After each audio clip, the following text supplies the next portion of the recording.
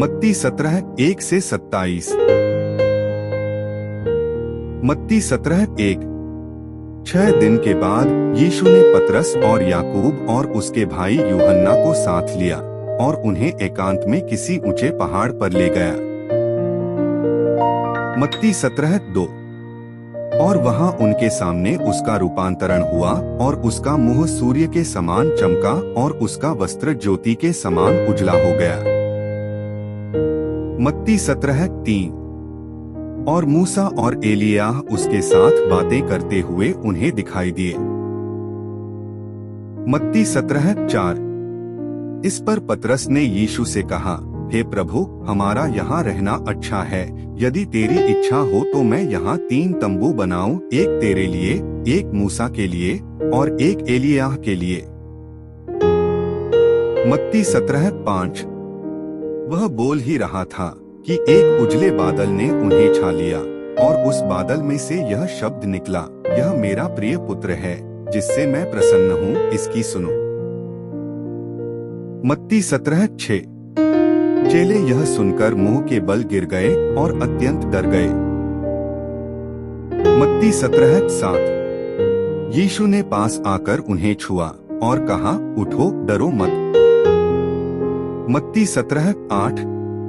तब उन्होंने अपनी आंखें उठाकर यीशु को छोड़ और किसी को न देखा। मत्ती 17:9। जब वे पहाड़ से उतर रहे थे तब यीशु ने उन्हें यह निर्देश दिया, जब तक मनुष्य का पुत्र मरे हुओं में से न जी उठे, तब तक जो कुछ तुमने देखा है किसी से न कहना। मत्ती 17:10।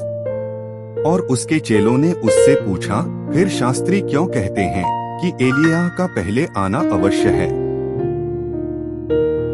मत्ती 17:11। उसने उत्तर दिया, एलिय्याह तो अवश्य आएगा और सब कुछ सुधारेगा। मत्ती 17:12।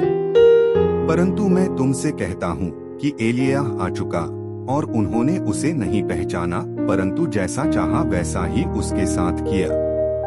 इसी प्रकार से मनुष्य का पुत्र भी उनके हाथ से दुहक उठाएगा। मत्ती 17:13। तब चेलों ने समझा कि उसने हमसे यूहन्ना बपतिस्मा देने वाले के विषय में कहा है। मत्ती 17:14।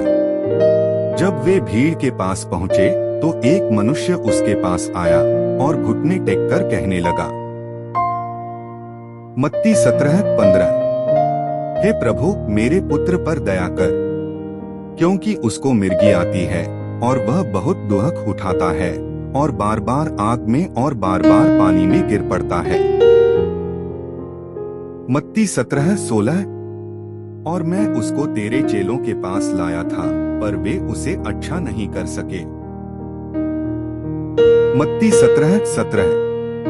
यीशु ने उत्तर दिया, हे अविश्वासी और हठीले लोगों, मैं कब तक तुम्हारे साथ रहूंगा, कब तक तुम्हारी सहूंगा? उसे यहाँ मेरे पास लाओ। मत्ती 17:18।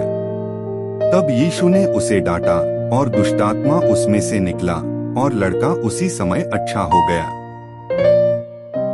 मत्ती 17:19। तब चेलों ने एकांत में यीशु के पास आकर कहा, हम इसे क्यों नहीं निकाल सके? मत्ती 17:20।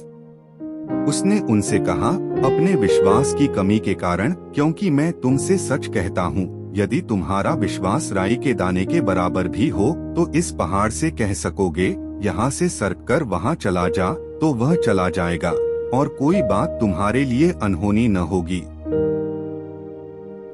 मत्ती 17:21। पर यह जाति बिना प्रार्थना और उपवास के नहीं निकलती। मत्ती 17:22। जब वे गलील में थे तो यीशु ने उनसे कहा, मनुष्य का पुत्र मनुष्यों के हाथ में पकड़वाया जाएगा। मत्ती 17:23। और वे उसे मार डालेंगे और वह तीसरे दिन जी उठेगा। इस पर वे बहुत उदास हुए। मत्ती 17:24। जब वे कफरनहूम में पहुँचे तो मंदिर के लिए कर लेने वालों ने पतरस के पास आकर पूछा, क्या तुम्हारा गुरु मंदिर का कर नहीं देता? मत्ती 17:25। उसने कहा, हाँ देता है। जब वह घर में आया तो यीशु ने उसके पूछने से पहले उससे कहा, हे शमौन, तू क्या समझता है? पृथ्वी के राजा चुंगी या कर किन से लेते हैं? अपने पुत्रों से या परायों से? मत्ती 17:26। पतरस ने उनसे कहा, परायों से। यीशु ने उससे कहा, तो पुत्र बच गए। मत्ती 17:27। फिर भी हम उन्हें ठोकर न खिलाएं, तू झील के किनारे जाकर बंसी डाल और जो मछली पहले निकले उसे ले, तो तुझे उसका मुंह खोलने पर एक सिक्का मिलेगा। उसी को लेकर मेरे और अपने बदले उन्हें दे देना।